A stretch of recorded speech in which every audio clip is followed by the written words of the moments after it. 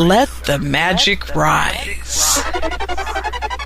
You're listening to Revolution Radio, freedomslips.com, 100% listener-supported radio, and now we return you to your host.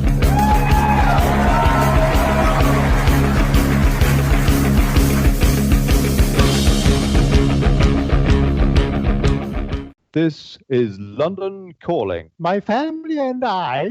Ooh.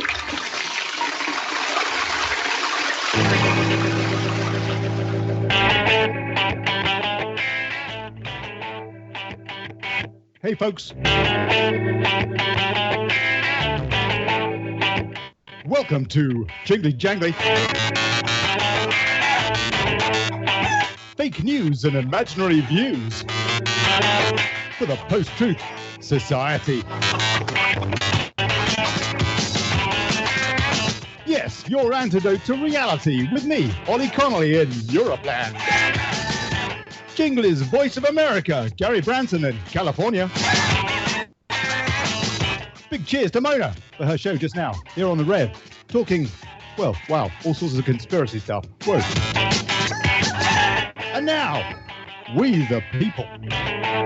We're chewing over diminishing rights in Middle America, the kind of concern that propelled Trump to the White House.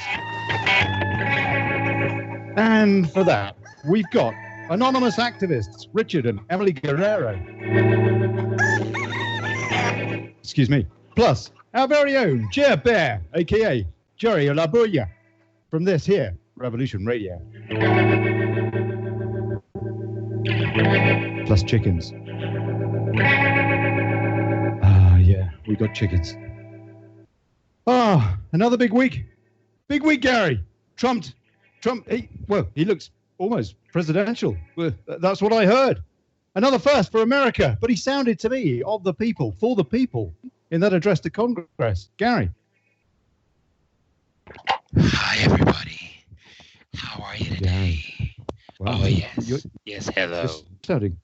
What's that? You're sounding mysterious tonight. Oh, I know. That's because we have Anonymous in our midst. Though it's a couple of actually identified members of Anonymous. It sounds strange, but it can be done. Hey, everybody. We have. Hey, Gerry. Hello, mate. It's good to see you. So how's your week been? I mean, are you at all confident off the back of that address to Congress? He's such a liberal. Bless him.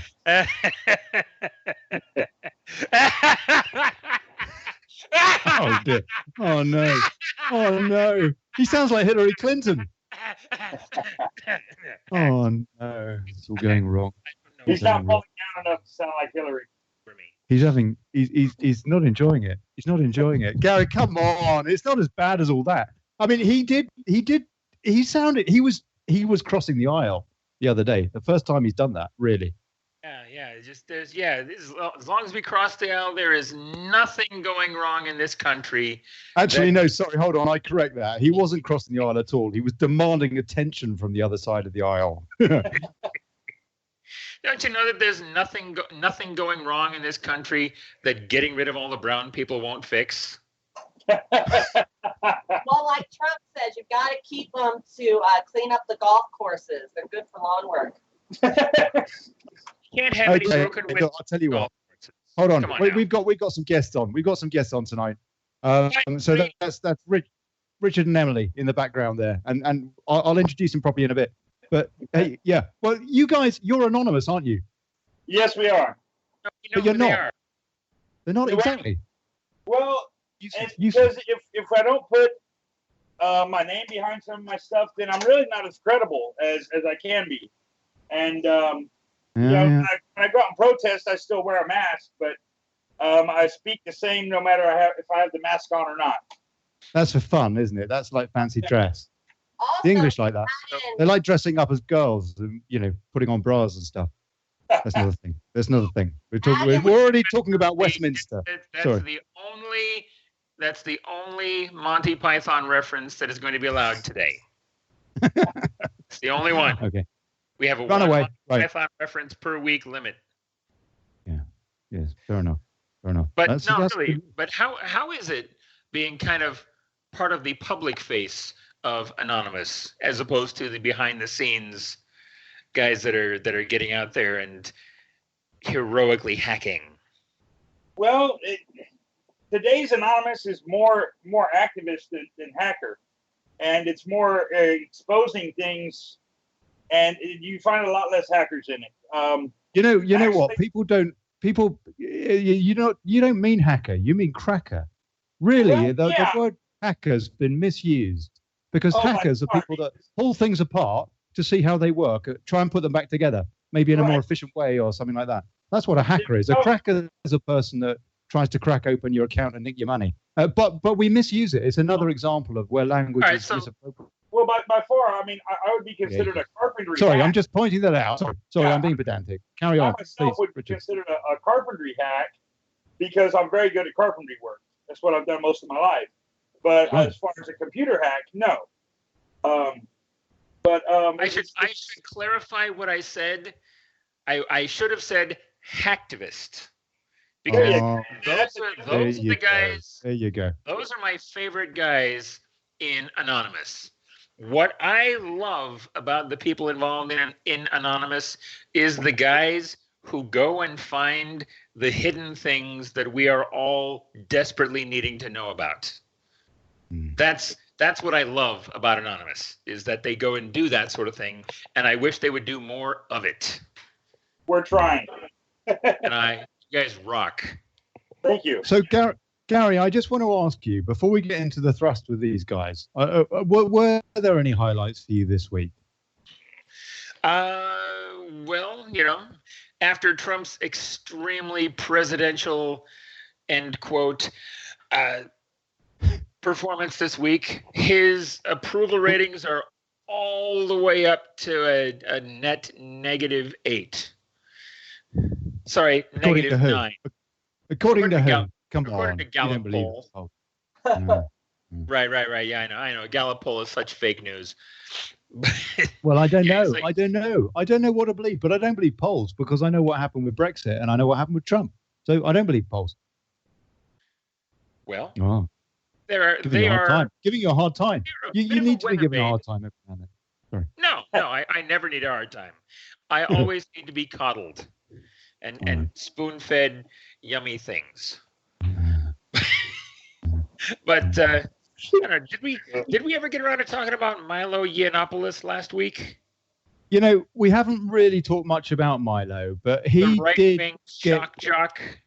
He got kicked off Breitbart, didn't he? Oh yeah. The Milo Yiannopoulos, the shock jock of the right, their token gay guy. Yeah, he is. Yeah. That's right. Made a lot of fame just by being a shock jock and eventually pissing off enough people to where they rioted a little bit in Berkeley and the right-wing media went out of their minds over it. That's right. Yeah, he was going to talk at Berkeley, wasn't he? And there was a big students' protest to stop it. And he did pull out. And he's just been mired in controversy, but he's kind of like a fall guy, isn't he? There seem to be a lot of fall guys. What's his name? That bloke that had to resign from the Trump administration. Finley, was it? Another fall guy, really. Eh? I don't think what we're seeing with Milo, he got taken down because he said pedophilia was okay, didn't he? Yeah, he said. What was the actual quote? He said, relationships between younger boys and older men can be hugely positive experiences. Yeah, that's a pretty weird thing to say. Yeah. Suggest that sex between younger boys and older men could be a, quote, coming-of-age relationship in which those older men help those younger boys discover who they are. Right. But it's a problem because it sounds like a general quote, but on the other hand, he was actually referring to his own coming of age experience, which he personally, as I understand it, took as a positive thing. But to say that or to suggest that could be a positive thing, across the board is absolutely ridiculous. Doesn't make any sense at all. Which is why. But on the other hand, he has been. I mean, he is an outrageous. He's a shock jock, as you said. He's a shock jock type character, and he's a clown, really. But should we really be taking that seriously and him seriously? Shouldn't we really be more interested in the issues? And yet, it does seem that the mainstream media is continuing to ridicule the if you like, the right or your libertarians and what have you, by talking about stuff like this and what's her name, Kellyanne with her shoes on the couch in the White House, and I mean, who cares? I think Milo said that while he was ordering pizza at Comic Pizza. Oh dear. Oh, I have to say, I'd be a good one today. A pretty unattractive character, but I'm sorry, I just couldn't pass that up. It was going to slip in there. And, reference to Pizzagate. Yeah, just gotta slip it in there. Is that what you're trying to tell me? All right. Now, well, actually, while we're on the subject of kind of like Breitbart type characters, the founder of Breitbart, Andrew Breitbart, was, well, a lot of people say was assassinated, was murdered. But he certainly died under mysterious circumstances 5 years ago, I think yesterday. His coroner subsequently died just before being able to file the report or something. I mean, that was also, it was peculiar. Now, this guy, because Breitbart was such a picture of health. Now, look, hold on. This guy said in a tweet that he basically accused John Podesta, Clinton's campaign manager, top Democrat, DNC character, all that. He accused him of running a pedophile ring, basically into the White House, in a tweet. And that has been doing the rounds this week. I mean, it's just, you mentioned Pizzagate. That's what this is. So Pizzagate now, we've got these emails. They seem to verify or what Andrew Breitbart was saying. And I have to say, his death, that looks pretty odd, as did his coroner's, frankly. No? I don't know. I missed that one. So give us more details about it. Tell me all about it. No, that's enough. I can't be bothered. All right. Richard. Well, Emily, what do you guys think is the truth about Pizzagate? Because I mean, that really is a horrendous thing. But actually, what we have is some very weird emails, but nothing really to back it up. Well, I mean, I've done some scanning of some of the emails, and I've listened to a lot of the arguments about it. I'm on the fence because I think it's highly possible. I actually think it's more than highly possible. And I really feel that this country is run by a bunch of sickos anyway. It really is. And well, there's a lot of sociopaths and stuff like that. Right. And, I mean, the corruption in this country is just, it's beyond the bleed your eyeballs out, point. And I really believe that people are going to use, you be sexual predators and use that as blackmail against each other for the powers that be here. I believe it's highly possible. Yeah. We've got Emily with us as well. Emily, can you just tell us, because I know you're very active as well with Anonymous, tell us a bit about the kind of stuff that you've been involved with in terms of protests and stuff like that, so we can get a feel for you guys. I do a march against Monsanto. I've done the Million Mask March, different CPS organizations, stuff like that. Safe Winter, you for the homeless in Tampa? Yeah. And you folks are based in Tampa, Florida, and Gerry, as we know, is California. You're Sacramento way, Gerry, aren't you? Ish. Stockton. Yeah, Stockton. In that general triangle, yeah. Right, yeah. And we've also got Gerry here, Gerry Labouyer, from our Revolution Radio, who presents the round tables on Saturday and Sunday mornings here on Revolution Radio. Gerry, it's really good. Gerry, thank you very, very much for being here. Good afternoon, gentlemen and ladies. And you're based in California as well. Oh no, you're in Nevada, in Las Vegas. I'm based in Southern Nevada, correct? Okay, Las Vegas. all right. Las Vegas. Nice. I'm hoping. I'm really hoping that we can get a feel for, if you like, Middle America and what's been going on there over the course of the last several administrations. And thank you very, very much, all of you, for coming on. Gerry, I was born and raised in Sacramento area, though. Right. Well, I was born and raised in Iowa. So you want to talk Middle America? That's me. Excellent. You want to talk all America? That's me. Now I gotta say I'm a little put out by the Gerry thing, because I've had Gerry for a lot of my life, so I'm a little jealous. I gotta admit it's making me slightly uncomfortable. I'm not sure I'm going to be able to deal. Well, just glad I got that off my chest. Okay, moving on. Gerry. I'm sorry. Poor old Gerry. Yeah. So okay. I'll tell you what. Let's crack right into the guts of this thing. What's going on with Agenda 21? Because it seems to me that that's, if you like, a cornerstone issue for Middle America, where Middle America is being really ultimately going to be crushed by the looks of that particular policy from the UN. It's 2030. Gerry, can you? Sorry, go on, Emily. If you guys can give me a bit of a rundown on what Agenda 21 is, first of all. Well, it's Agenda 2030 now, which I guess would mean that we push back the agenda a bit. I don't know, but the name's changed. Right. Yeah. That's interesting. That is interesting. It was set up to do what? To stack us and pack us. It was set up to fulfill the one world government, really, and for population control, or sustainable development, which translates to people are going to die, and to basically implement the one world government. And this was by the UN. Yeah. Gerry, what can you tell us about Agenda 21? Who's Gerry? I'm Gerry. Gerry. Sorry. I can tell you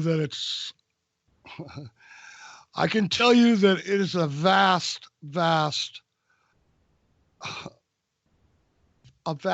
conglomerate of many things that the system of the globalists, or whoever you want to call them, the family of 300, or have conspired to control us. Many methods they use. On. Are we talking about Sparta here with the 300? Talking about the. I'm not familiar with the 300 thing. Explain that part to me.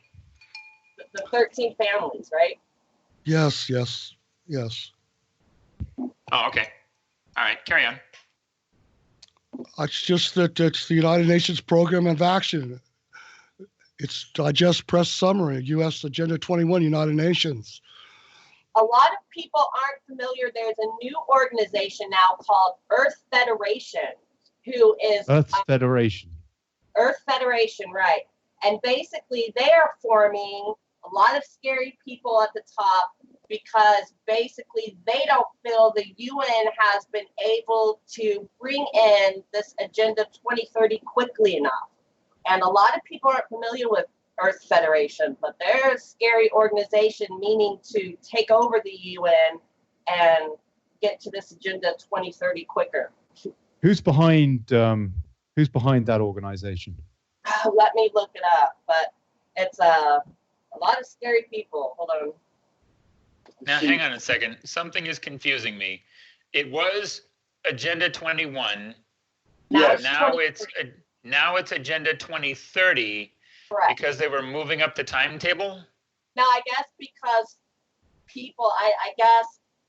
They had a problem with the Bundy Ranch. People have managed to Yeah, they did. push them back and not able to meet their deadlines, I would think. I don't know why the name's changed, but... Okay, let's have a look at the kind of, basically, what Agenda 21 seeks to do. And it's amazing that so few people know this, is to move people from the countryside into the cities, pretty much, to round them up. And it does that. This is actually a report that is been lodged and worked on by the UN for, I don't know, over 10 years, 20 years. Right. I mean, a long time. And that it's been public, knowledge, but nobody knows about it. And I mean, Gary, you tell me, what do you know about it? I mean, because this is what they want to do, is to take people out of the outback, out of the sticks, out of middle America, and to devastate the cultures they're in. They'll all be gone. I don't know if the Native Americans will be allowed to stay on their reservations. I don't know. These are the kind of things I want to talk about tonight and find out from you guys. But yeah, that's the deal. They round them up into cities, which essentially turn into kind of like ghettos or prisons. And that's the way we're going to be living. It's just ridiculous.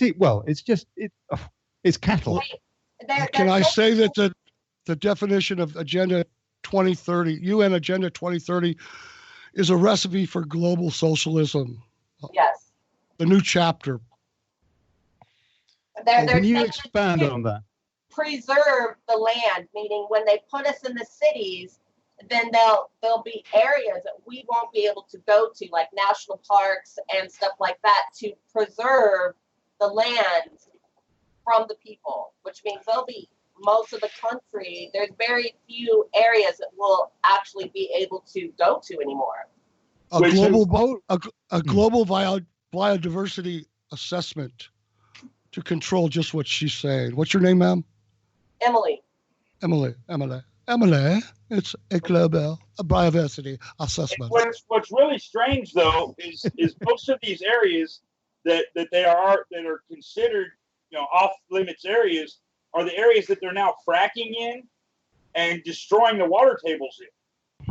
If anybody pays attention to what they're doing as far as running people out of town. What they want to do is to replace people with fracking. And that's supposed to be the environmental solution. That's the way it looks. I mean, if you cut through all the paperwork, you look at the real reality of it, yes. It's obscene. And who are these people to think that they can tell us where to live? The Jews. What? Come on. Hold on now. Did you just say the Jews? They're part of Hollywood. They're part of the control. Yeah, they're the ones that don't do nothing. They make everybody do everything for them. Gerry, you're a parasite. Yeah, this is. Can I just confirm that this is a generalization? You're not referring to all Jews. I'm not talking about the Hebrew people. I'm talking about the Jews that took over that created Israel, and that was Rothschild. 47. Oh, okay. So you're talking about the 13 families again. Really? I'm talking about the whole enchilada. Okay, all right. You were about to get shouted down pretty hard there if you were just talking about the Jews, especially under this fascist we like a tussle. Trump we've got building up to a good head of steam here. None of that. No, we like a tussle. We're all in this together. Yeah, we are. We're all being. Sorry, go on, Jeff. Do you have any understanding about what went on? Honestly, in the 1919 to 1929, there was articles put about the Holocaust in newspapers across our country, like the Philadelphia, the New York Times, Washington Post, etc., putting this subliminal message, and I have records of this, back in the day that were about 6 million Jews killed in Europe. This was on the fourth. This I got logical. I got the papers that show it. I missed the years you specified. Oh, they started doing it about 1919. Subliminal messages, and then they found Hitler, and what they were trying to do was Rothschild back then was trying to create this place called Israel. That's right. For the fact that he didn't want the people. He didn't want the people in all the Hebrew people that were in Europe up till World War II. They were very happy in Germany. They were very happy where they were settled. This was to create the scare tactic of of them and it didn't work. So they had to create the home, and Rothschild created the Israel. In essence, what they did is they drove all these people back there to create this. Rothschild bought Palestine back in that time too. Okay, they bought these places, they purchased them, they owned them, basically, and that's why there's so much push to knock out the Palestinians, who are people of God, like all of us, and it's used as the template to on the chessboard to control and cause all the diversities that we face today, and the hatreds and prejudices and racism, all that. It's done by a planned dude named Rothschild. And when he had Hitler jump in there, they used that tactic again, that they didn't really probably kill 6 million Jews, and even Hitler didn't. It was just it's all fake news. And the scare tactic drove them back to their homeland. Well, and then the figures.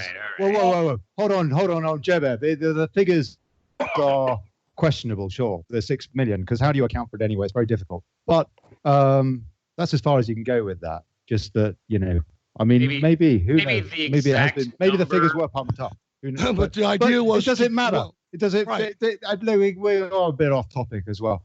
I know the Rothschilds come into this conversation a lot. And I know that we could talk about the parallels with displacement of people as well. Here's one more quick example. About the migration crisis going on at the moment. But here's one quick example. How did we get involved with World War II? They had to plan the Pearl Harbor attack. That was all planned. That was premeditated murder or whatever to get us in the war. That's how they do their things. The theory being that they knew the Japanese fleet was on the way and they just ignored it. No, that's correct, but they didn't destroy the best fleet. It was all the scrubs. It was all. It's just, put it this way, it was how we got in the war to go do what they wanted, and that was to. And I don't even believe we won that war. There was so much to that war. But what I'm saying, in 1947, a lot of changes happened. Okay. They said that they found the Sea of Scrolls. The Sea of Scrolls supposedly said, on that scroll, prophecy about the state of Israel was going to be created. I don't believe, why the UN became the UN. The CIA became the CIA when it was a UK, United Kingdom kind of a European spy stuff. Just so much happened in that era. It really put the emphasis on everything. Where it is today. Over. Okay, well, something else did too, and that was 9/11. That was another big focus for our time now. And I'm guessing that, well, I know things have changed entirely in the US with the Patriot Act and the subsequent lack of loss of liberties, and it's been the same all over the world. And it's a huge issue, quite aside from the war on terror and what actually happened on 9/11.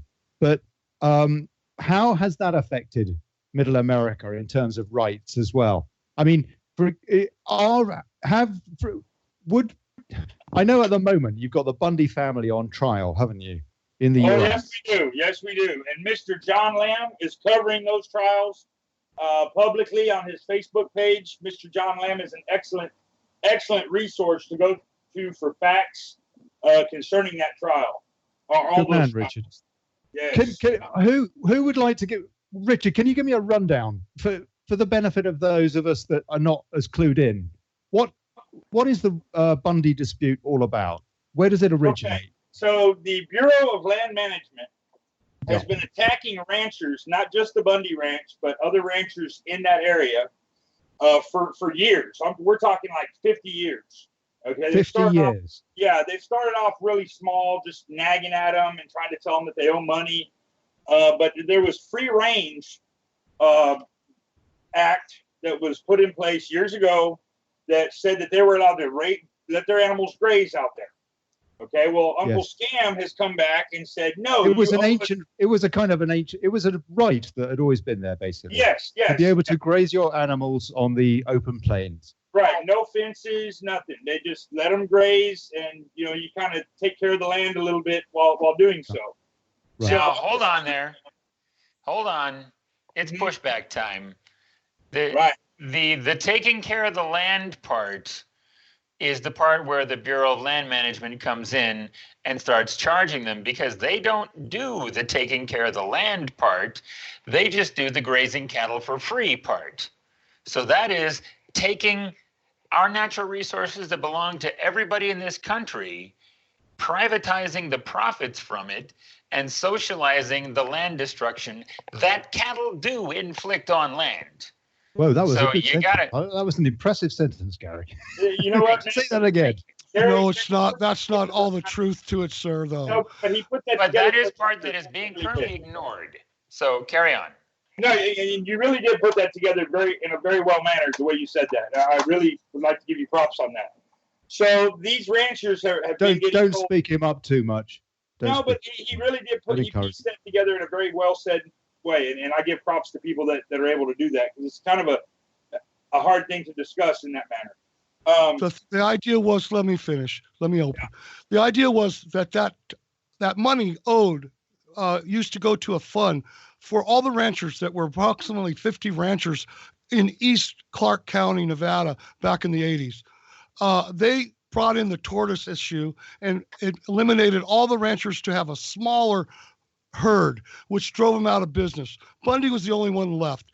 That money fund was set up to provide monies that were needed for water resources, pumps. It was for all the ranchers as a budget to take care of the land and to make everything right. The BLM jumped in there and said it's ours now, which was caca, and that's where the story goes. And now there's hold only on a one sec. Bundy. Who did it belong to? It was common land, yeah? How can it suddenly belong to the government? Well, that's the argument. The government's trying to say it's our land, but yet the government hasn't done nothing to. They just came in there with armed people and were trying to kill cattle and push people off onto a certain area. That's what the issue actually was. They did have an environmental reason, didn't they, to do this? Well, that was their premise. It was tortoise. Like a big bag of manure is what it was. Now, hold on, guys. Gary, yeah, give us some reasons. Just because you don't care about a particular species of animal does not mean that preserving as many different species of animal in the biodiversity that makes the world livable.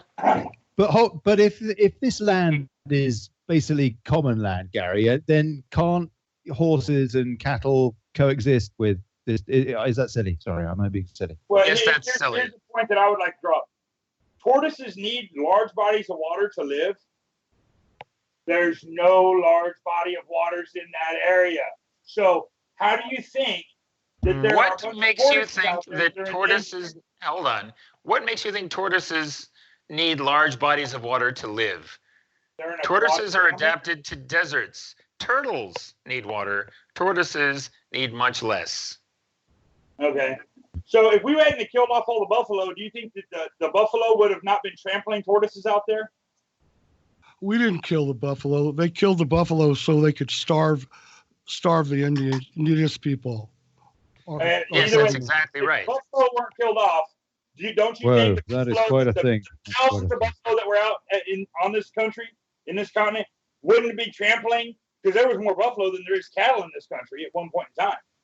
Okay? So you're really saying that these buffalo wouldn't have been trampling these tortoises? I mean, animals have lived in That's harmony. your argument against Maybe these tortoises are illegal migrants. Hey, you know what? They've come up from Texas or something. They all had wetbacks and no green cards. I can tell you that. Well, getting back to the now of the Bundy issue, those gentlemen stepped up. They stepped up. The BLM came in there 3 years ago approximately, and actually just played police and tortured him. And Bundy formed up his what do you call it? His posse of militia. They came in there and they kept it peaceful, they got their things, they got their cattle back, and on we went. Except for taking over a federal facility in an armed uprising. Except for that little bit of. You know what? They never had any. Gary, you're so pedantic. Anybody when they did that, and they didn't harm anybody. The only victim from that is a man who was murdered in the snow by black ops, hired assassins, and that was LaVoy Finnegan that was assassinated. What? Nobody else. No shots were fired at anybody. They took arms to defend themselves. No. Hold on. What happened there? Sorry, Richard. Can you just? There in person. Richard, sorry. Can you just explain that again, Gary? Do you know? You don't know about this then? I do know about this. There was the guy who was always huddled in the blanket, the tarp thing. That guy with the hat. LaVoy Finnegan. LaVoy, yeah, that's the guy. LaVoy Finnegan. He was part of the stakeout. He was a constitutionalist. He was trying to escape or something. He went out of his mind. No, you're nuts. You're nuts. He was trying to take evidence to a constitutional sheriff in another county that was willing to give him help and assistance. Right, but when he got out of the car, he reached for a gun. He got out of the car, put his hands in the air, and walked in the snow and was assassinated. Was shot. I've seen the video. He was being shot at as he was come up into the ambush. Yes. He was being shot at as he come into the ambush, my friend. At the highway, blocked off. Whoa, hold on. Whoa. Let's not talk over each other. Emily, please. No, Emily, carry on. Sorry. Yeah. Well, I'm saying this was all set up. I'm very familiar with the situation. I have many friends who were there. Firsthand knowledge of how it was set up. Many paid informants were sent there to kind of help construct this whole situation to make it fall out. Yes. Yeah. So that's your okay. Well, so this is clearly contentious, but Gary disagrees with the account. Why do you disagree with the account, Gary? Because I saw the video footage of the account of the incident where the guy gets out of his truck because he runs his truck off the road into a snowbank and his truck gets stuck. LaVoy. What would you do if you were being shot at? Mark McConnell was driving the truck, and if you look at the video, you'll see that LaVoy was a passenger in the truck, and the truck never left the highway. Never left the highway. Matter of fact, I'll drop you a link, brother. Mark McConnell was the setup, man. In the Jeep, they were stopped. And the driver of the vehicle. The important part is straight. The important part is that he was reaching into his pocket, struggling to get something out of his pocket when they shot him. Man, I always joked he was on this call because he was actually there in Burns the whole time. Whoa, yeah, that would be good. Mark McConnell set him up. It was a premeditated murder. God damn it! Exactly. Yeah. Who was Mark McConnell? The guy who was driving the vehicle that LaVoy was in, who is coming out in trial, was a paid informant. Yes, and in federal court to instigate this. The whole event. Okay. Sounds pretty horrid. So this trial, what does? So basically, all the ranches have been forced off the land. No. Yes. I mean, there's an executive order that Obama signed, I believe it was last year, basically stating that the government would take over any farming, any ranching, any stuff like that. It all ties into Agenda 2030. Yeah. What, it would happen anyway, or it would happen in the event of martial law, which is one of the kind of clauses they tend to put in. Yeah. It would happen anyway. The thing up at Mather was one of the Bundys. Ammon was trying to go up there to show the rights of these ranchers that having it occur to them. They were surely the BLM and the Department of Wildlife was taking over their refuge. They were taking over the ranchers up there. Those guys were accused of what was going things. on with the ranchers up in Oregon was that they had been poaching, and they set a fire on the land during fire season to cover it up. Oh man, you got it all wrong. That's why that never got brought up in court, in any of the court proceedings at all, right? And I had the last update from yesterday, last night. John Lamb gave the update, and none of that has been brought up. If anything, the federal government actually said, we do not want to bring up the issue of how the wildlife game and refuge people, the workers there, actually were not very good neighbors to the ranchers and issued trespassing. They said, we don't want to bring that up in court. But they did bring it up in court. And then when the defense was cross-examining the witnesses, the prosecution objected, and the judge says, no, you said you didn't want to bring this up, but you brought it up in the first place. So I'm going to allow it. And that was brought up yesterday in the update from John Lamb, which you can find on his YouTube or on his Facebook page, the live where he gives all the updates of what's going on in the court. So, yeah. Well, Gary, you normally give the pushback, but you've had some yourself tonight. Yeah, well, I guess I'll go back and take a look at the new evidence being presented compared to the things that I know, and we'll get back to it next week. The idea of let me say this. The idea of all this ideology is that the Constitution is governed on above the law methods of the federal government. And it's not for the people; it's for the bureaucracy, and it's a technique of part of what this agenda is all about. And these gentlemen have stepped up; they've held themselves incarcerated, which the federal government never thought they would do. They thought they'd plea out, and these gentlemen have held up, and it's got the federal government in a corner.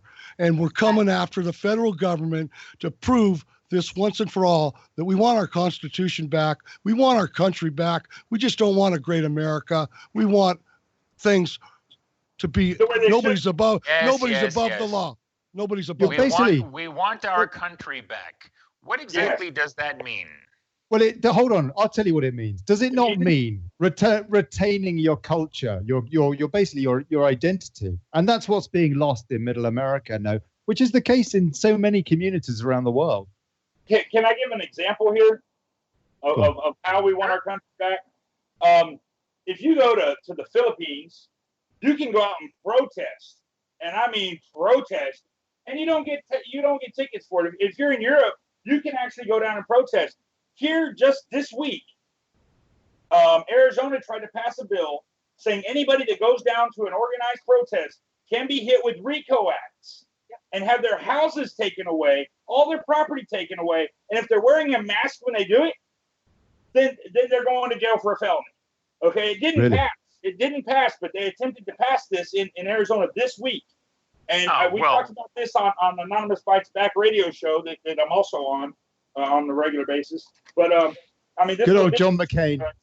Good old John McCain. Sorry to plug it, but I am with you on that one.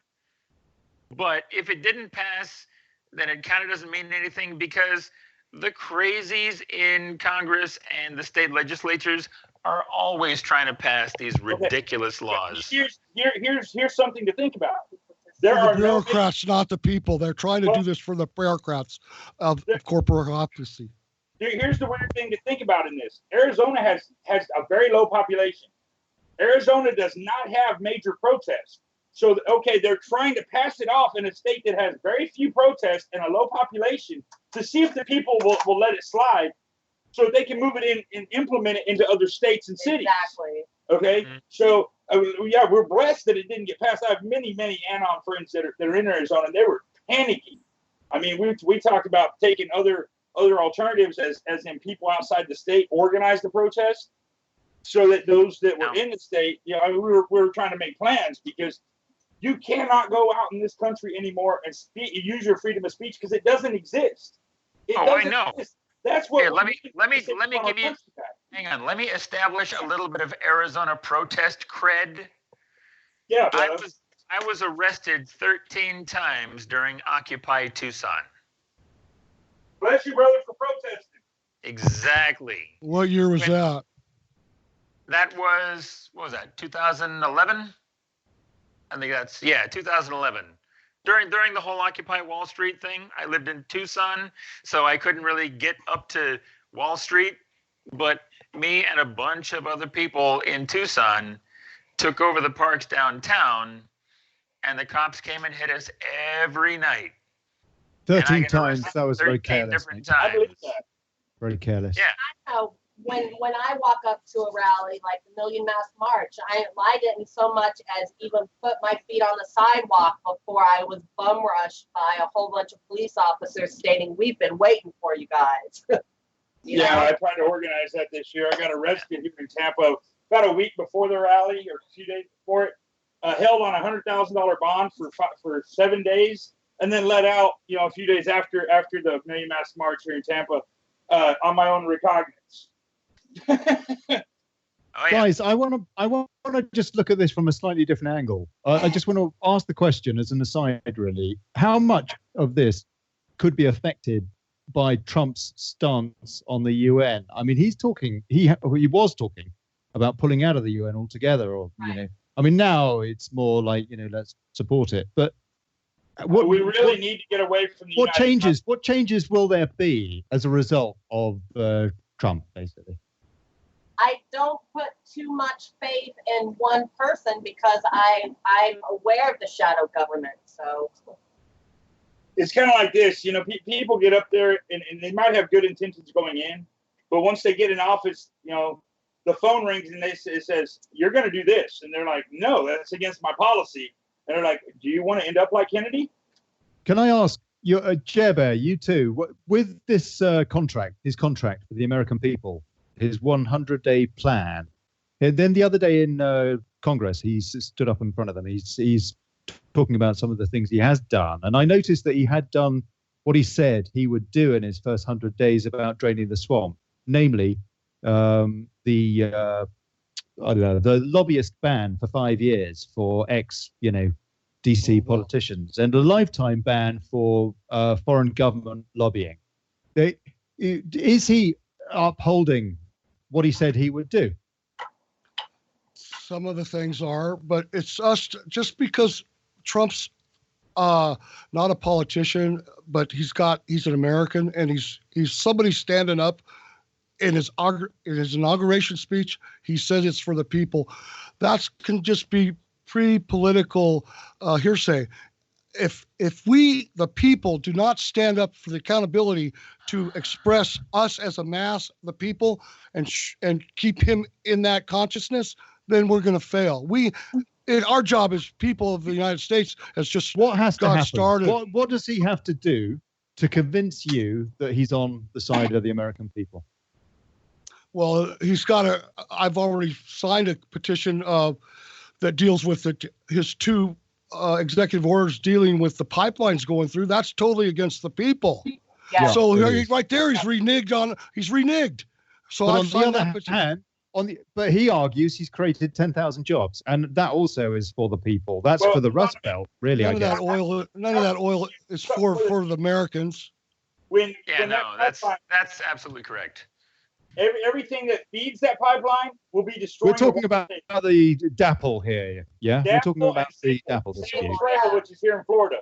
And everything that will be feeding that pipeline, or those pipelines, will be destroying the water tables along those areas, which will eliminate the ability for people to live anywhere in those fields. I mean, look at Oklahoma, a place that never had earthquakes. And now look, with all the fracking to the land, which goes with these pipelines.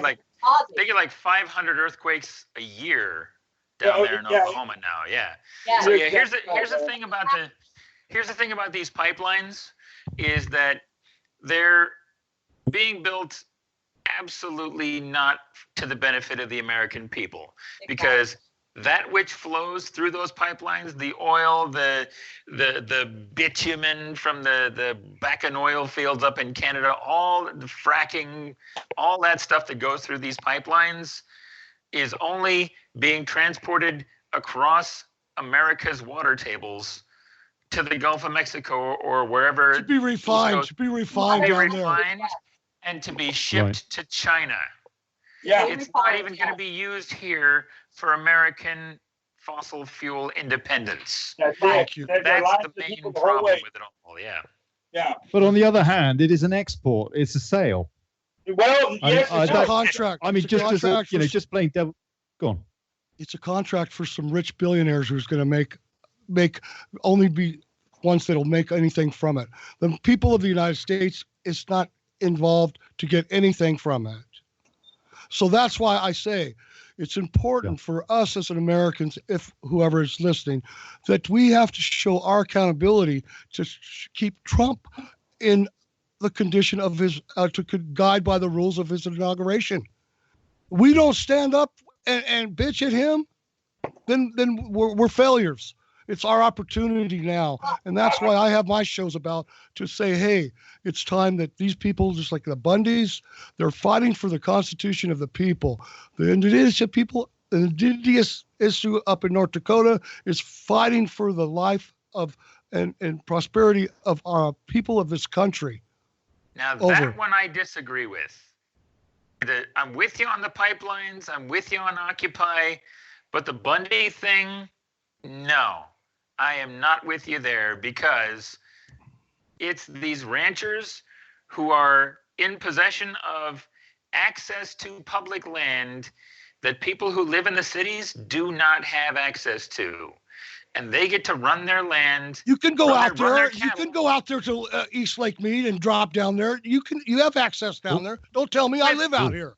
All those Come on now. Will welcome you into their ranch and actually even give you a place to stay if you want to visit for as long as you want to hang out. They're very, very, very cool people. Their ranches are open to anybody that wants to come out there. All of them that I've talked to. But I think the difference is what's. Let me explain something else too, real quick. The difference between like them using their animals on land for, say, like the pipeline going underneath the Everglades, which is the quote unquote the people's land, right? That's a state national park. But how was the government able to sell that property to put the pipeline under it? No. Hey guys, do you remember the time that Bundy Sr. went on to Fox News and said, and I quote, "Let me tell you what I know about the Negro"? Okay, you want to? I'll tell you why. Because he drove around Las Vegas. He drove around Las Vegas and the West Side, partner. And there's a lot of people that are just out on their porch, which that slang porch monkey came from. I'm not being racist because they call us Peckerwoods. I work with a lot of black people. I'm trying to say he went around and saw how these people. Kidding me, dude, let me. Did you just come on to our show and use the word porch monkey in defense of somebody saying, "Let me tell you what I know about the Negro"? Yeah, are you out of your mind? No, I'm not. Because I worked with a lot of black people, and I used to call them smokes, and they'd call me porch monkey. I mean, they'd call me all kinds of things. We had fun. I worked with the black people. I love them. But the idea of Bundy seeing these people in Vegas, let me finish, please. The idea that Bundy, what you're talking about, come up with these people? It's that these people have gotten lazy. Stop. Sorry, Joe. Carry on. You did sound like you were punching. You can't hurt me. I can't be stopped. I'm having a Everyone's getting excited. The idea is, gentlemen, ladies, the idea is that he was bringing that quote up that, hey, come out to my farm. I'll put you to work. I'll give you guys, instead of being into the system of welfare and the way the society has set these people to. Are you kidding me? No, I'm not kidding you. Wow, the racism is intense going on right come here. on. It's not about racism. Okay, you know what? I think. Hold on. Sorry. Excuse me. I think we're coming up to a break. We're coming up. Yeah, we are. We're going to be back in a minute, folks. If you if you like Revolution Radio, then please, if you want to make a donation, that would be pretty cool because we've got to keep this show on the road. It's not for us. Nobody at Rev gets paid, but we just, got to run the service. So there you go.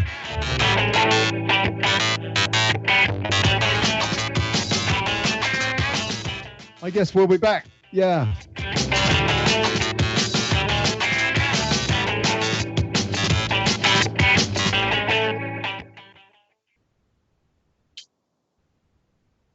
Can you hear it still?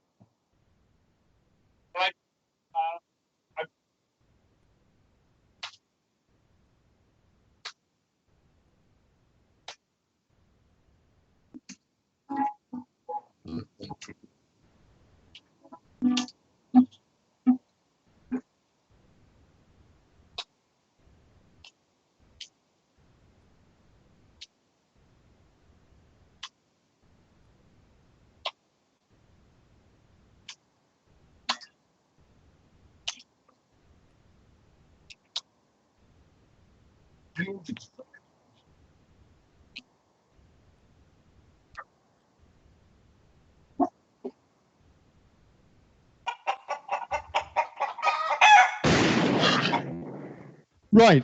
Okay. So we're back. And I thought we'd change tack slightly, guys, because otherwise we're going to come to blows. And I was thinking that indigenous rights is something that we should, devote a bit of time to here. When it comes to we the people in the US, the Native Americans have been persecuted more than any. They've been Jer Bear, I know that you feel very heartfelt about this. Maybe you kick us off. Well, I'd like to say this, that when the state of Nevada became a state in a state in the United States was like 1861. Clark County was not, or this southern region, which is now Clark County of Nevada, it was not part of the state of California. I mean, the state of Nevada when it became declared as a state. What happened was that it didn't have anything to do with government property. It was called Arizona Territory. And what happened is 2 years later, they asked the people in this region if they'd like to join and become a part of the state. And it was done through that deal there. It had nothing to do with the federal government or anything. So that's a key issue that's going to be put across in this court issue coming up. It didn't have the BNL and all that. It had nothing to do with in the Bundy case. In the Bundy case. It's how Nevada was how Clark County, Nevada was established 2 years after it joined the state as part of the territory, from the territory to the state. So that's a big thing. Going back with the Indigenous people, when they had their treaties signed in that same era, these treaties were signed for them to have their own land to govern, et cetera. They threw those treaties out the wall. They just threw them away. The government don't give a rat's ass about you. And that's what the Bundys are doing right now. They're standing up for the Constitution, just like the Indigenous people, for the people. Emily, go on. A lot of people don't realize that the BIA Bureau of with the council, the Indian Council, basically sold their people out for money. They did, yeah. Both up at the North Dakota, the council actually voted the pipeline in, and then once they realized they weren't going to get any money off of it, that's when all this protest started in North Dakota. But their council sold them out. Yeah. So their government is doing what our government's doing and selling them out like ours has. But it was very sad. Yeah, yes. I was so for these protests in North Dakota at the very beginning. I was like, man, dude, this is a really important issue. Then I realized that none of the camps were even on an Indian reservation. So I'm like, wait a minute. So where are these camps at that are getting raided and getting destroyed and burned down and, blah, blah, blah, all these people getting attacked? They're not even on Indian reservations. So they're not on protected land. They're actually making camps on private property. But wasn't the point with the DAPL protest that they're burial grounds, ancient burial grounds that they're going through? Yeah, so that's sadly that's no longer their land, and not that justifies anything, but the council sold that land, and that's private property. Right. When was that done, Emily? I know a while ago. I'll have to research that and get the exact time, but I know that is even though that is their burial ground, that is no longer tribal property. Well, I'd like to say I've just heard news about that what you guys are talking about, that there was some scrutiny in dealing with because that city was supposed to go through that city, and they said the way the fake news put it is that they threw it onto they didn't want it, so they put it on the Indian land to put the pipeline there, and that became the scrutiny, and all these people are the Indian land though. At all. Well, that's sorry, fact, Emily. That's Emily, a fact what to be did proven. What was that question, Emily? No, I was just saying that the pipeline does, like I said, the council has basically sold out their people, the tribal council, and has sold land. And even I know one of the people up there, the land that was basically her land given to her from the council, they even sold that underneath her. And I know they had camps set up on that property, and they were all evicted because the tribal council sold the land. Have you heard anything from Robert Kennedy Jr. on the issue of the pipeline and the Department of Army Corps? Have you heard any of that kind of his? Now, I know the Army Corps of Engineers did not approve any of this at first, but now they have said, screw what the Army Corps of Engineers says, and overridden it with the executive order. Well, you didn't answer my question. Have you heard anything about how Robert Kennedy's? It's very interesting. It's very interesting.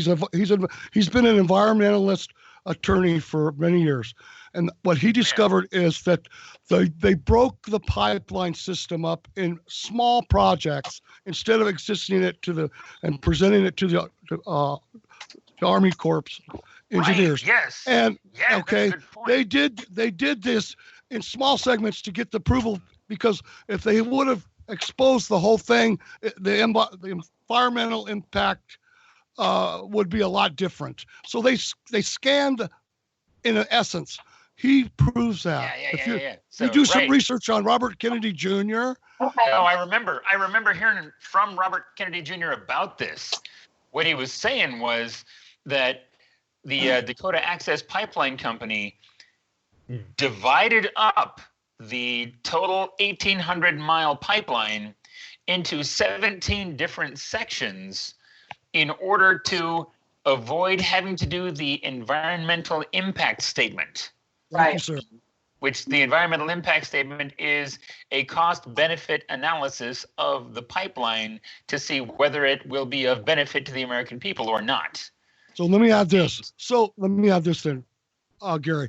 So the fact is, that's a proven fact. It doesn't matter who owns that land. It doesn't matter what's what. It's the fact is, it's the way they went about it. I don't care who owns the land. Well, I find the executive order to be a total 100% conflict of interest due to Trump's. He's got stock in the pipeline, yeah. In the oil company, invested in those companies God that are bless you. charged of oil. Hold on. Whoa, Gary, you just alleged that Trump's got He does. stock in the pipeline. He Stock does. in the pipeline, Right. yes. Okay. Yes, okay. he does. That's All right. that, Okay. we've known about that Just this whole clarifying time. that. I'm Yeah. sure So everybody loves that. Gary, let me- we're on this. Gary, you're on the same page with me now. God bless you. Absolutely. Although Oh no! I'm about- No! no, Come wait, on!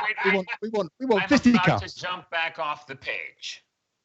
I'm about to jump back off the page because you guys were talking about these protests of the Standing Rock protests and criticizing them for their location. Okay, You're saying, let's put it this way. they're on if they private come on your property front yard, rather than Native if they American come on land. your front Who yard, set up a cares tent. where they were at? They were trying to stop this pipeline. No, I No, understand that. yeah, no, But we're not. let me tell you this. If you tried to walk out your front door and there's 300 people camped out right outside your front door, you can't get to your car. And it's your property. Wouldn't you be upset? I would go out and ask them what they're protesting. That sounds a bit like. If they're protesting a pipeline that is happening right nearby, I'd be like, have at it, Oz. Does anybody need coffee? Okay. All right. Okay. That's what I do. Yeah. No, I mean, I'm all for the protest, but what caught my attention was they don't even have permission from the people whose land that they're going and camping out on. So that is trespassing right there, 100%. Now, granted, once you have an address, it's not brought up it's not brought up. Well, guys, are you seriously criticizing these protesters who are trying to stop a pipeline that is going to pollute the drinking water of 18 million people based on its location?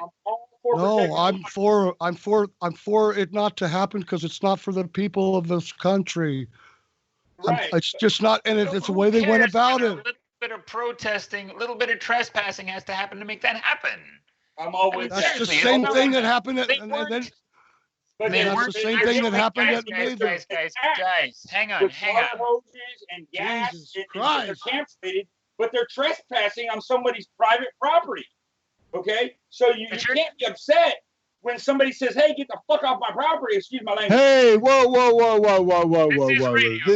This is a family show. Yeah, this is a family show. You can't be upset when somebody says, "Hey, get off my property," and then you turn right around.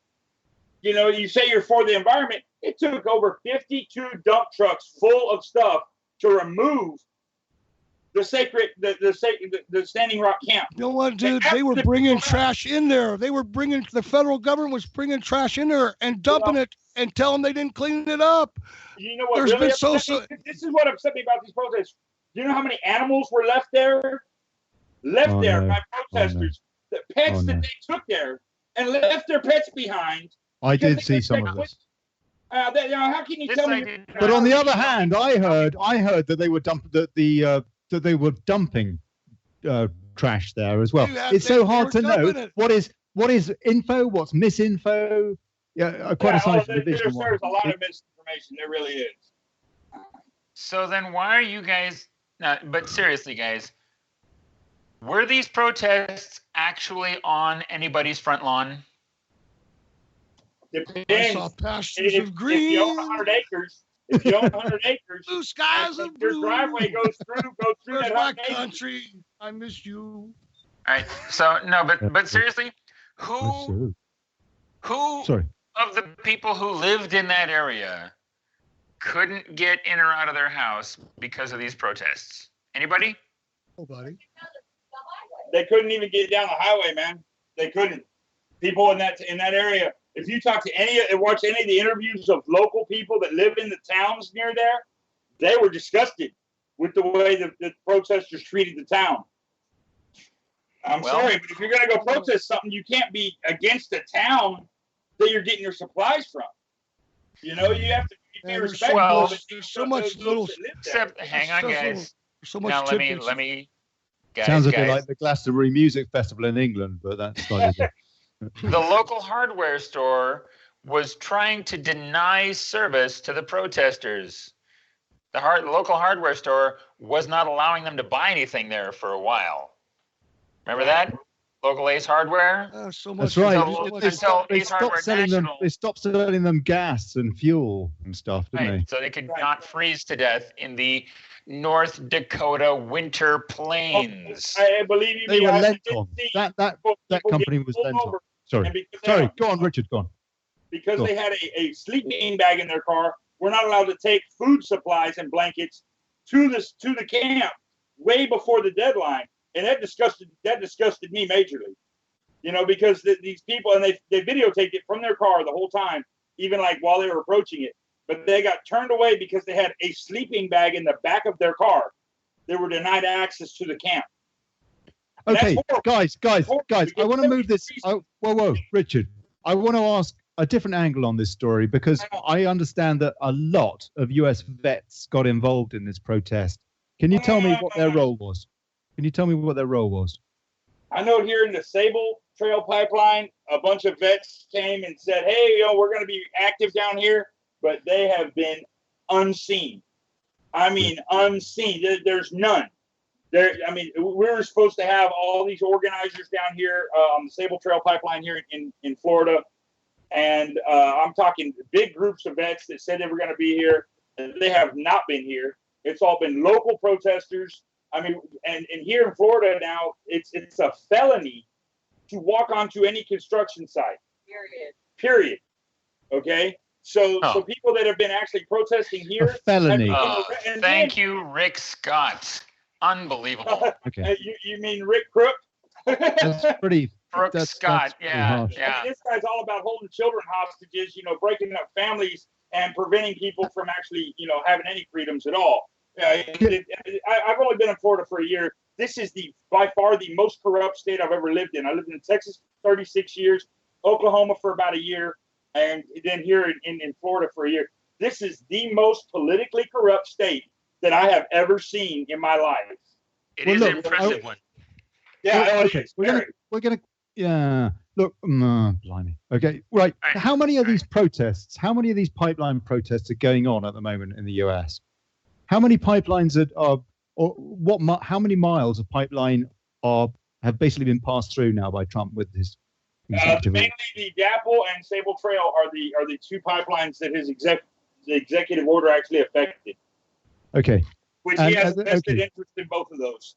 So that's a huge route straight through the heart of America, all the way north-south. Pardon? Go on, Richard. That's all to export fuel. It's all to export fossil fuels. It's not okay. All right. In towns, it's all for export, and people are blind to see that. Okay. And how many of these protests are there in total at the moment? Just out of interest, how many people are involved in those protests? The ones that were in what was the name of the town? Live Oak, Florida. That kind of got shut down because they've already passed that now. As far as they succeeded on getting the pipeline through. I think there was about 15 or 16 arrests there with people getting felonies for walking onto a construction site, and then they get another felony for wearing a mask while they were in the act of committing a felony. So, I mean, there's like about. So that could be like 40 years or something. Oh yeah. They're looking at some major time. Oh my God, that's yeah. And that's for these are people that are flat broke. They're just regular people that are, Yeah, no, I know, and they probably don't even they probably didn't even know that it was a chargeable offense with a felony. I guess in many cases. Ollie, I just put the link in there about the trash. Hey guys, these protesters knew they were going to get a felony. They didn't know 2 or 3 or 4 add-on charges, but they knew they were going to get a felony for trying to stop the pipeline, and they knew they weren't going to be successful. But they figured action had to be taken, and so they took the action that they felt they could do, And like I said, there's about 15 or 16 of them that are out on bond right now, with multiple felony charges for just trying to protect our water. Yeah. So Gerry just sent me this clip on Skype, and it's of this.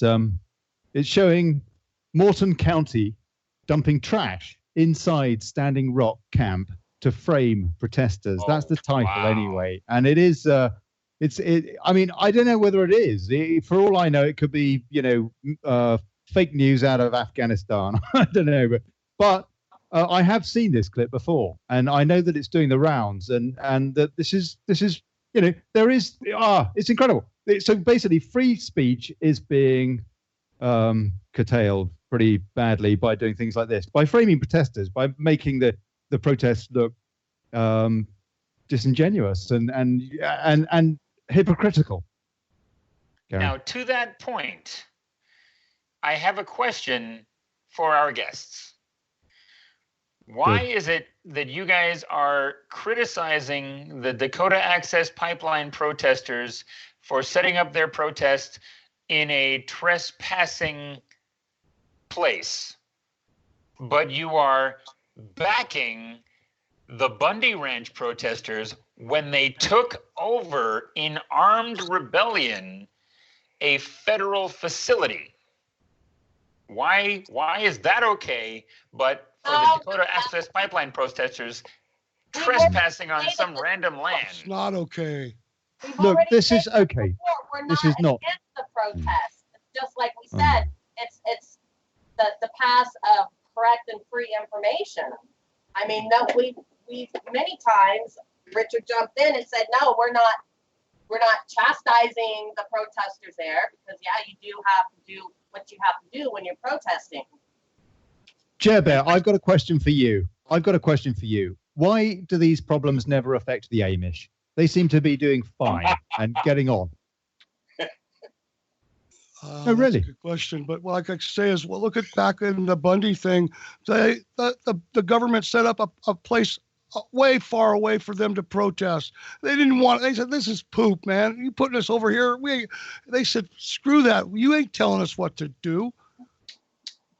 How much cool? Okay. So it's up to our sovereignty and our right of the First and Second Amendment. I was going to ask, Gerry. I was going to ask you, well, how much of a call is there now for cessation of some states? I mean, there's been a bit of chat about Texas, for example, or there was under the last administration. Now it's California. All I can say is we have to lift all this. We have to lift up above all this as people of a nation of many, and focus on the accountability of Trump now. It's the you now. Don't think, you don't and think the rights for all Americans. You don't think these cessation movements are going to carry any steam ultimately? You think the U.S. will stay together? I did not say that. I said what I'm stating now is that we all have to stand up for accountability and send the message to Trump and hold to his contract of his inauguration. That's what's most important to the now if we're going to do anything successful with this country. Over. Yeah. That was a pretty harsh inauguration speech, wasn't it? In terms of the usual tone of that. His tone the other day was a lot more conciliatory, but with the same aims, I thought. Some of it I was happy with, some of it I was disgusted with.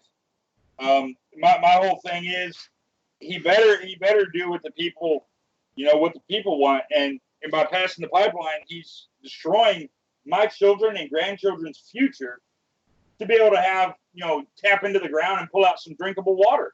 Because see, this is his quandary, isn't it? It's not me and it's not you. It's our children and their children's future. Richard, I agree with you. This is the quandary with Trump, isn't it? With Middle America, with the Rust Belt, for example, is that on the one hand, he's talking about job creation, and he looks as though he can make jobs, at least in the short term. But right. But the other thing is that he's ruining the land. I mean, he's going to frack it to hell, isn't he? He really is going to go pummel the land, and I mean, that's dear. Yeah, can anybody give me a positive note about that? No, I can't. About fracking? About the fact that there's a quandary with Trump, which is a terrible thing, in the indictment, really, on the whole concept of what he reckons he's going to do, which is, uplift Middle America, if you like. Because on the other hand, he's going to kill the land with what he's doing. And also, this whole thing is a blind bluff anyway, because if Agenda 2030 is going to go forward, then the whole thing, it's a nonsense. The only places that people are going to live in around the Rust Belt are going to be big cities like Chicago. Yes. The murder capital, or yes. I wonder what the murder rate will be then. It's sad. It's sickening, and it makes my heart heavy sometimes. But then I just think about my grandchildren.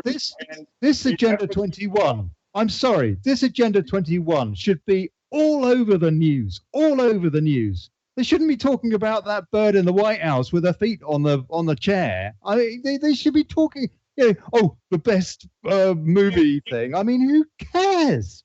Do you know why? That's why the media does what they do, and it's alternative news like this network here of Revolution Radio.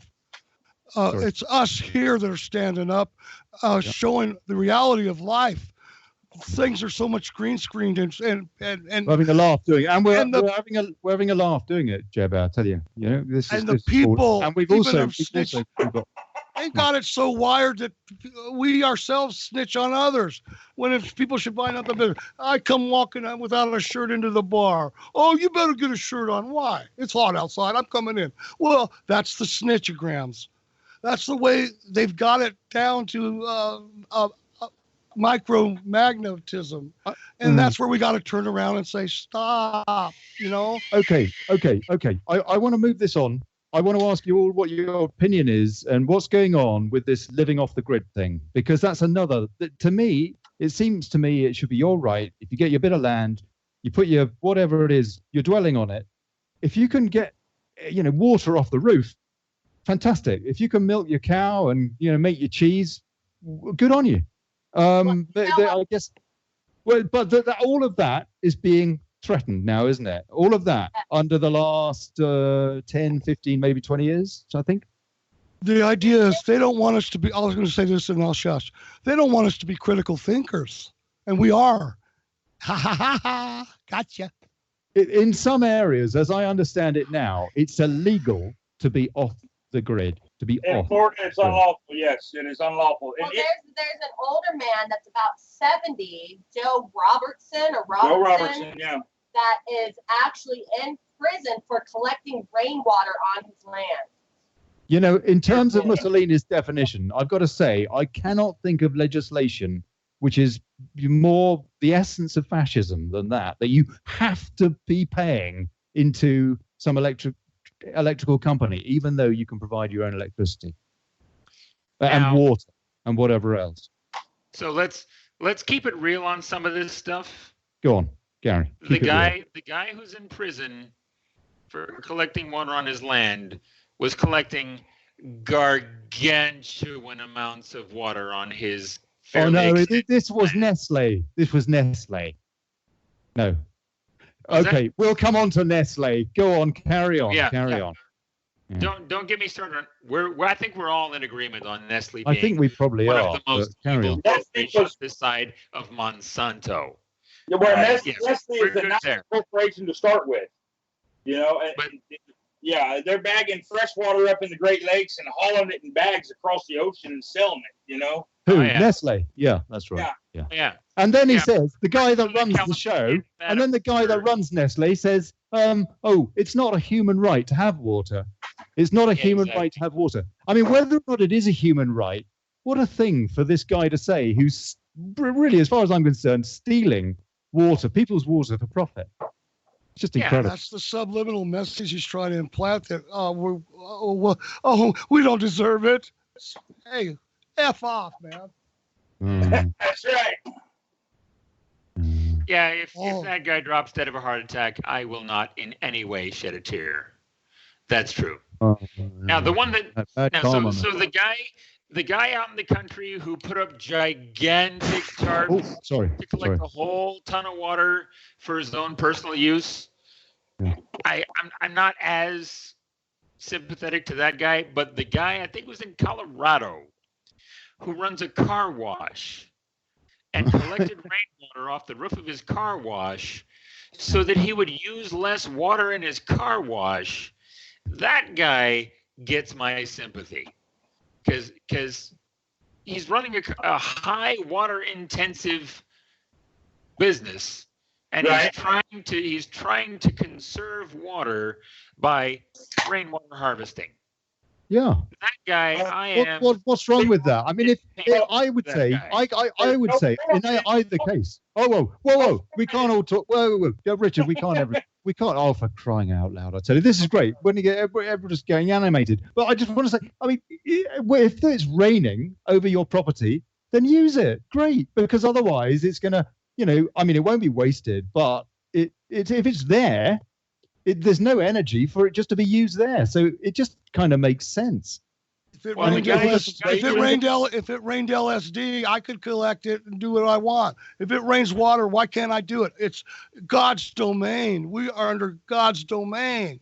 They changed it. So the guy who was collecting large amounts of water on his property. That's actually the crux. Jer Bear just brought up the crux of this matter because it's the same. It's like, for example, you used to be able to go hunting. Now you have to get a permit to go hunting. And so it's another tax.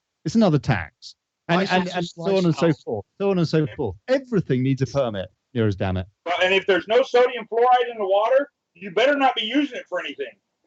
Oh, you know, all right. You got to have sodium fluoride in the water to pollute people's minds, eat their paint jobs, and cause damage to everything it touches, or you're gonna be put in jail for it. Now, and on the other hand, permit thing, which sucks.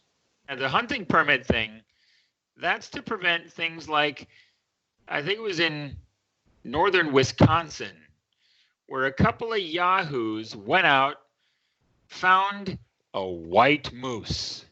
And they're like, oh, wow, that's the coolest thing. And they shot and killed a white moose that had been an icon of that area for years.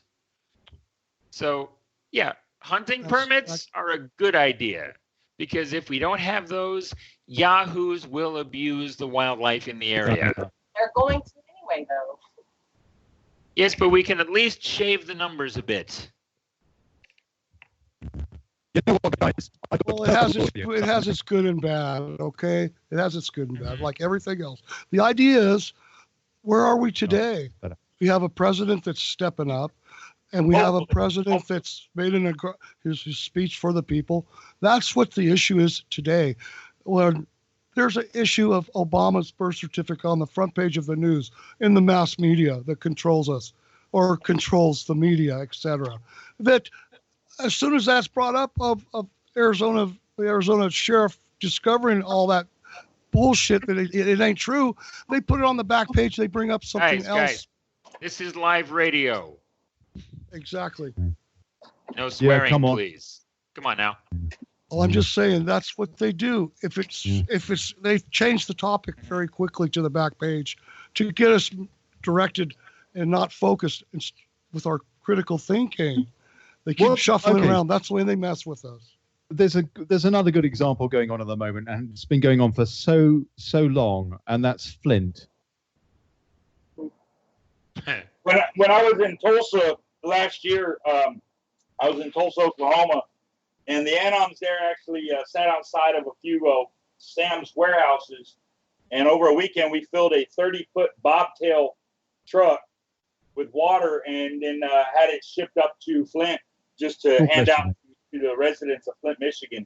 That was the Richard. Okay, so Richard, can you just give us a bit of a summary of what has happened in Flint? Man, the water table there has been polluted because of a lot of the actual automotive factories, and because of they dumped all their waste in Lake Michigan. So the water from Lake Michigan, Who did? Sorry, who did? Who dumped? The automotive manufacturers. Right. And then a lot of the other chemical manufacturers that were there. And so then they shut their plants down and run off because everything's so contaminated now that you almost can't live there. There's no safe place to get water. So, right. So what was going on in Flint was that the city council decided to go cheap on their water system. They were supposed to put a chemical into the water to keep what was in the water from leaching the lead out of the pipes in people's homes. That's where the problem came in with the water in Flint. Is they went cheap on things and started leaching the lead into people's water, people getting sick, and then they ignored it for a year and a half. Hold on. Where did the lead come from? From the pipes in people's homes. A lot of lead pipes in the houses. No. Why on earth have people got lead plumbing on the inside? They're old houses built before we knew better. No. Piping in houses is either copper or galvanized pipe and or iron pipe. There is no lead pipe used in anything except for sewage. That's the only thing. Exactly. Evacuation is okay, but intake. Since when? Yeah. Since when, though? When did they stop doing that? Because they used to use lead pipes. I know, but the idea was it was a problem. It was an issue. It was a health factor involved, and look what they did. They just pushed them to the side, and it wasn't activated. That's the bottom line. That's what happened. And the same thing with the BM oil the BM oil, BP oil crap. If I was Oil president, spill, I yeah. said, you better get this thing cleaned up in my pond right now. And I don't mean maybe. Yeah, But no, in the they're Gulf all, of Mexico. that's the hypocrisy. And look, they let it just drain and ruin that pond. They ruined it. Is it not the case that the Gulf of Mexico, I heard the other day that it was still leaking? No, but I I'm know just that's saying, another- I'm that's just another saying BP it wasn't though, not isn't it? it was not implemented like arresting the Bundys for what they did. It wasn't implemented to correct things and do something right away. It was put to the side. It was kicked the public to the curb. That's the idea. So the, Was I it lived not? in Texas for 36 years, and I'd go down to South Padre yearly, sometimes multiple times a year. From the time I can remember up until the time I left, which is about 2 years ago, I mean, I don't remember a time when there's not oil washing up on the beaches of South Padre Island and Corpus Christi. Galveston the same way. I mean, you go down there, you're going to end up with oil spots on you. Yeah, swimsuits on the beach, no matter what. Can I mention something that was brought up earlier? What about the Amish? And I have so many. I see. Yeah. I'm a teamer, and one of my friends, Val, just brought me. Jer, this is for you and your hosts. It says, "Is Pennsylvania pipeline fight on Amish farm the next Standing Rock? We are prepared to be here for months." I'll share that link with you here, wow. and there you go. So yes, the news of the media that controls by 6 conglomerate super rich people don't tell you this. We spend a lot of time talking about fake news on this show. It's a topic that is, I think it should be. I mean, my word, they should teach this stuff in school. I think they should put a health warning on newspapers. So I want to give kudos to Val. Thank you, sweetie. Because we're teamers here. We're teamers. We all work together. I don't pledge to be nobody that's anybody. I just. So what is the answer to that? What is it, Jer Bear, about the Amish? Because they just breeze through. They stand up for their, but they stick together. They are very good. Their community leaders they really are of their people. That's something that they've got that most communities, I guess, because they can monitor it because they're all there and can see what's going on, sort of thing. Whereas our systems, generally, our so-called democracies, or obviously the republic in the States, they're so big, they're so hard to monitor. That's really the problem that we have with. I mean, that's why I want out of the EU. As a Brexiteer, absolutely, because of exactly that. Because it's just another layer of politicians, another layer of potential corruption. And for what? Local politics that's where you can keep politics accountable. To take us off critical thinking, to make us justify this and that. It's all a schism. And we have to stay focused on the issues of importance. We have a president now that's standing up. That's what's important, to follow what he's up to and keep it on his butt. That's what's important. If we're going to change anything, it's happening now. We have our God is showing us a prayer, a prophecy. If we follow it, do you think that there is hope for cities like Detroit now? There's hope if we all mass and make him accountable for what he says in his inauguration speech. That's where the hope is. There's so much work to do, though, isn't there? I mean, in terms of bringing business back to the U.S. I wrote a letter to President Bush about that. I said, I know you've got a lot on your plate, sir, but I don't agree with you. I wrote him probably about at least a 500-word letter. I'm waiting to hear from him. And I got the advantage of doing that through the petition.org for the government.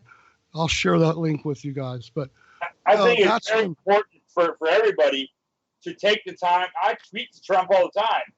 I mean, I write letters. I call congressmen and senators. And if people don't start taking those kind of actions, then you're not going to be heard.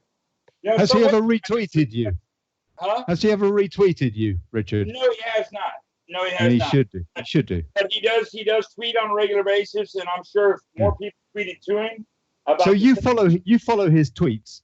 Oh yes, I do. Yes, I do. Because this is a fascinating phenomenon, isn't it? Let's just talk about this for a sec, because this is a fascinating phenomenon where he now is basically president by tweet, as opposed to, decree via the MSM.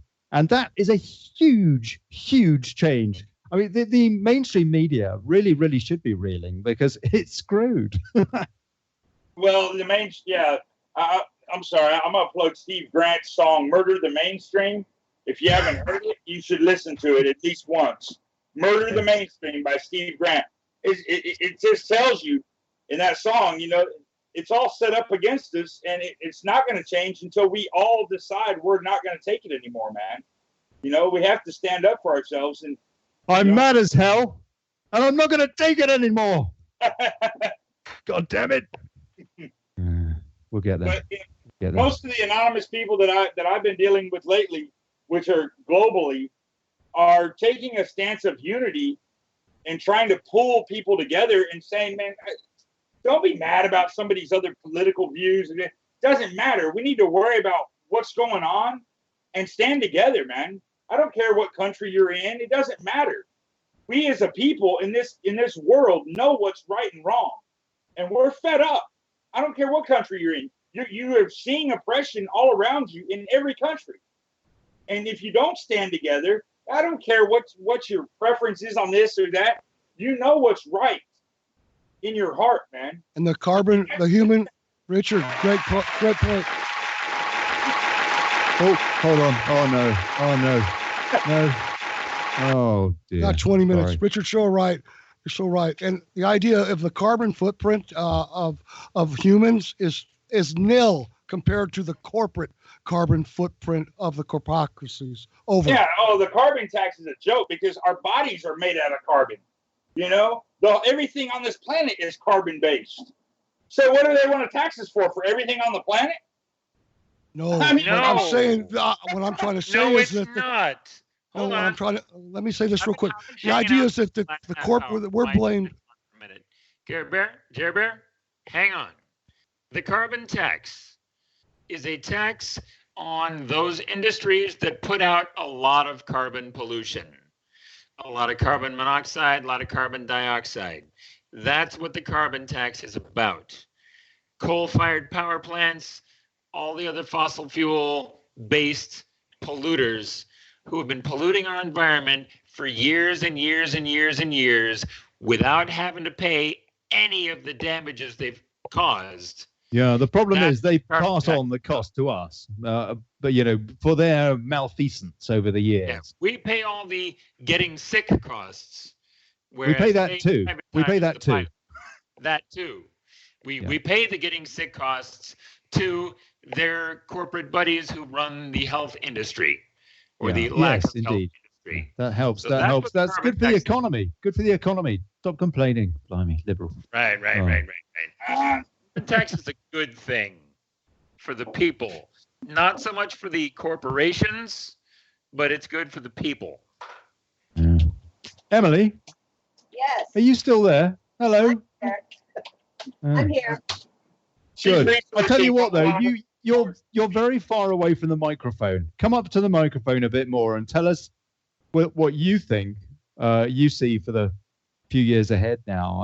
And do you think that we've got a bit of a chance, or do you think that really it's just the same? I mean, you basically already said it, didn't you? It's Trump is a puppet. He's saying that Trump, well, he's got an uphill struggle at least. Yes. I think he does, yes. I mean, there's a lot to prove to a lot of people. And I see the system is very set up to be one-sided or the other side. And, I will see. That's all really, that's just my opinion. I hope he follows through. What would you like him to follow through on? Basically draining the swamp. I'd like to see, it's crazy to see. I'd like things to be back, more for the people. So has he drained the swamp in any way, shape, or form? I think, things take time. I think he has a lot. Oh. You're good. Oh, okay. Just saw the screen. Oh, you're fine. Carry on. Okay. Well, I saw the screen disappear, so I didn't know if he closed. You're good. Good. Go on. We'll just see. You know, like I said, I believe wholeheartedly that there is a big shadow government, and you know. Would the shadow government? Okay, let's just talk about that a sec. The shadow government. I saw a pretty good quote the other day. Basically, how would you define the shadow government, Emily? It all goes back to the 13 families, major people in power that call all the shots. Really, you either are with us or against us, and all for Agenda 2030. So it's basically plutocracy. Yes. Yeah. Yeah. So I mean, has Trump drained one drop out of the swamp? I mean, he put Rex Tillerson, the CEO of ExxonMobil, as his Secretary of State. How can anybody have the slightest faith that he's going to do anything other than make the swamp deeper? Well, you're exactly right on that. He's making it deeper because he has a vested interest in the pipelines. Making the CEO of ExxonMobil, you know, as part of his cabinet is just showing that he's not following through with the people's interest, in my opinion. I'll tell you one thing he's doing, guys. I'll tell you one thing he's doing in terms of draining the swamp, in my opinion, and this is a huge thing. He is facing off with the media, with the mainstream media, and with proponents of fake news and distraction as well. And every night I watch, a load of different news every day, but every night, one of the things I watch is Newsnight on the BBC, which is their flagship news program. And every night at the moment, they're talking about, we're fake news. Oh, we've got to be so careful. Oh, it's awful.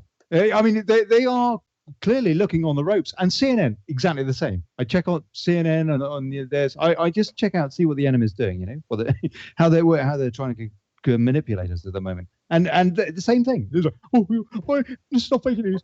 I mean, they are these guys. They're on the ropes. They're on the ropes. That is an enormous thing because we are what we consume, whether it's food or whether it's information. And I said earlier, these guys, some of them, they should have a public health warning. It's like just be careful what you consume, at least that you know where it's coming from. Everybody's got an agenda. So some of them are more innocent than others or whatever, but everybody has. And people should be aware of that. And they watch these news programs and they think they don't have an agenda. Well, they do.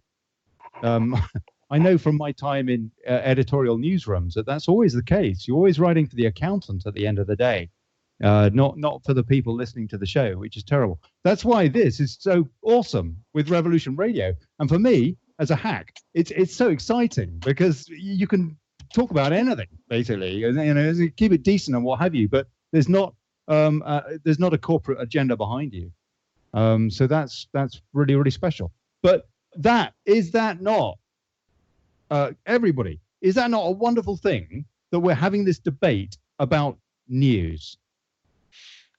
It depends. If Trump wins, Trump and his administration of alternative facts, if that wins, no, we don't win. What do you guys think? I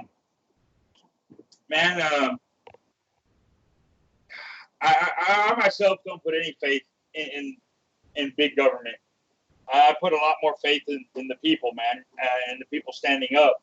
And some people tell me I'm crazy for that, but I don't care who you have in that White House. They're not going to be able to make the changes that need to happen. And the changes that need to happen are not going to come from the Senate or from the Congress. The changes that need to happen are going to come by the people saying enough is enough. So what do they actually have physically to do that then, Richard? Basically, in my opinion, take every senator and lock them in prison. Because that's gonna require a civil war to do that. No, it's not. Not if you know. If you lock every senator in prison, you would. Yeah, but how? How? Because in the process of trying to do that, you'd probably have a few policemen in the way. You'd have a civil war before you know it. Well, if you tried to follow through on that, I'm just saying. That you're talking about are all 33 and a third degree brotherhood.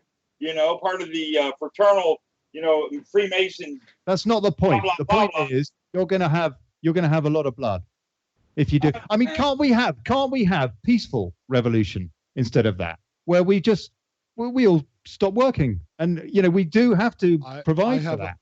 We have to be revolution. I have a phrase for that. I have a phrase for that. It's called a revolution / Renaissance. The change with civil liberties and brilliance to get our government corrected, not just total revolution with force or brutality with sophistication. Revolution / Renaissance. This whole past year, I've been here in Florida. I've been part of the Florida Common Law Grand Jury because I was trying to put faith in people holding local elected officials accountable for their crimes against their local communities. And it's all that whole common law stuff is a fraud, man, because these people have their own agendas, man, that they're making their own mafias out of these, quote, constitutional marshals, that continental, intercontinental marshals that they're trying to have help regulate stuff. And man, it's sad. It's sad because I can go to a meeting every 2 weeks and see a room full of 50, 60 people representing 7 counties, and they're regular, everyday people that are just so fed up with the corruption in this country, and they're trying to come together and take matters into their own hands and hold local elected officials accountable. And these common law grand juries are here in Florida, in all kinds of counties in Florida, all kinds of counties in Colorado, Illinois, where else? Michigan, Oregon.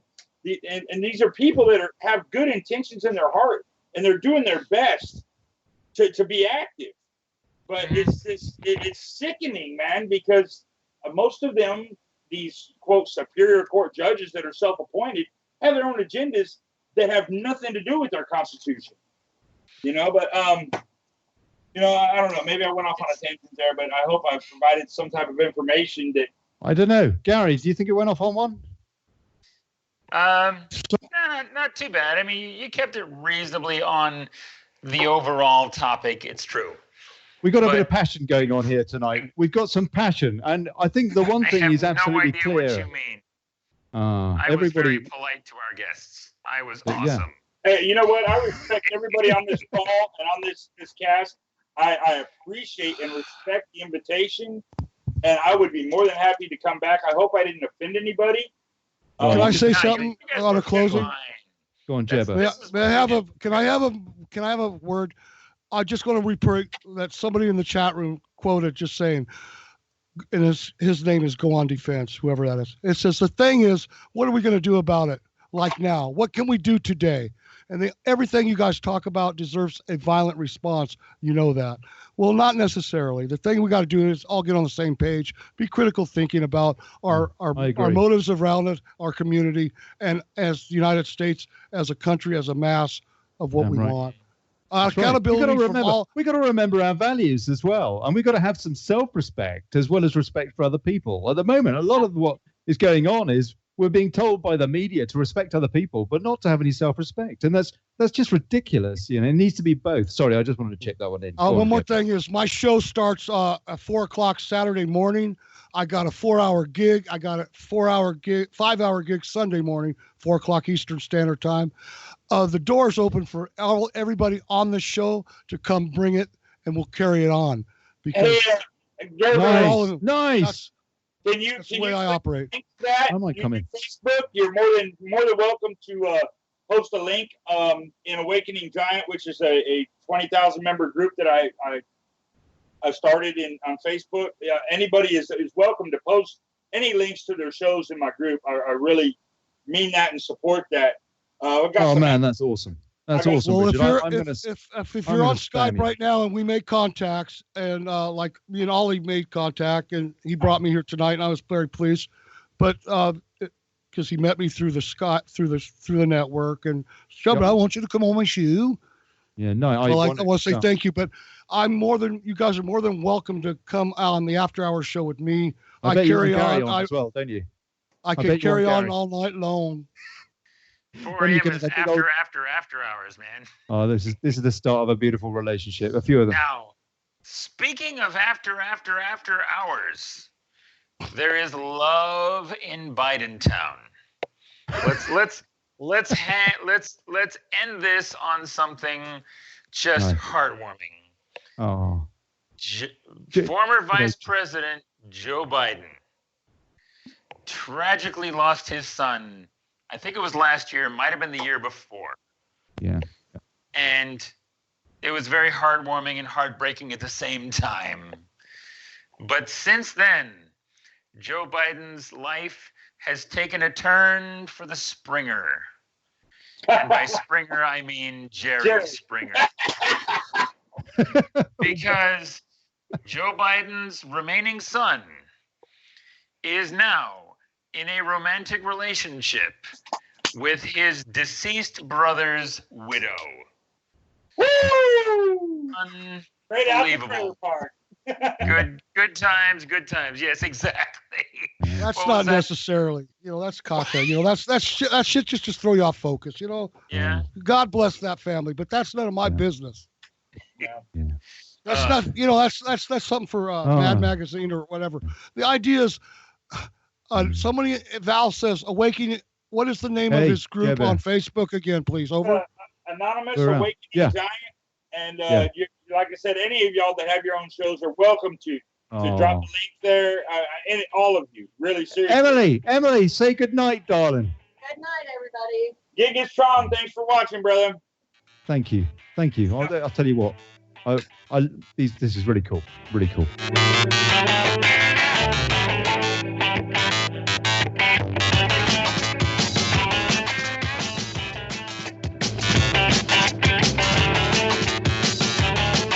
Oh yeah, sorry, Olly Connolly in Spain, and that's Gary Branson in California, and that was Jingly-Jangly. God bless you.